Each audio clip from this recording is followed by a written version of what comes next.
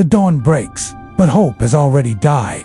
Mothers clutch children on cliff edges. Families whisper prayers as warships thunder below. Islanders cast themselves into the sea before the foreign boots ever reached the shore. In one of the Pacific War's darkest chapters, fear became the sentence, and suicide the escape from capture. In spring 1945, the Japanese military prepared Okinawa as the last fortress of their empire. Civilian residents were caught in nets of propaganda, fear, and hopelessness. The emperor's words echoed, "Never surrender." So when American forces landed, waves of Okinawan civilians believed capture meant horror, torture, or shame. The order was implied, the choice coerced.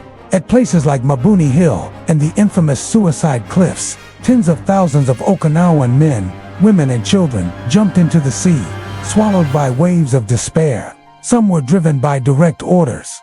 Some followed neighbors.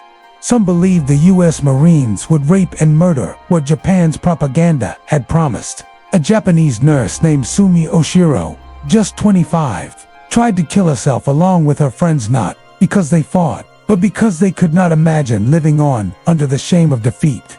The reality: nearly 1/3 of Okinawa's population died during the battle. Many of the death tolls were civilians, not combatants. The scene: ships shelling homes, caves sheltering families, and the relentless rumor that Americans would slaughter children.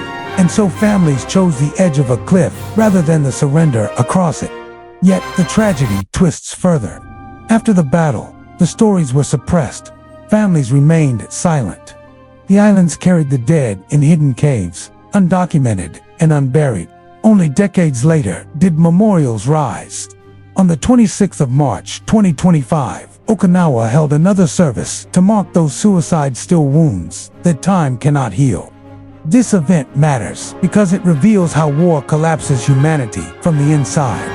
It shows how civilians became weapons of ideology and how one island became a microcosm of defeat, fear, and propaganda. When the military tells you that surrender equals dishonor and the enemy is monstrous, you may choose death as your only dignity. In the cliffs of Okinawa, thousands did, and the echoes remain.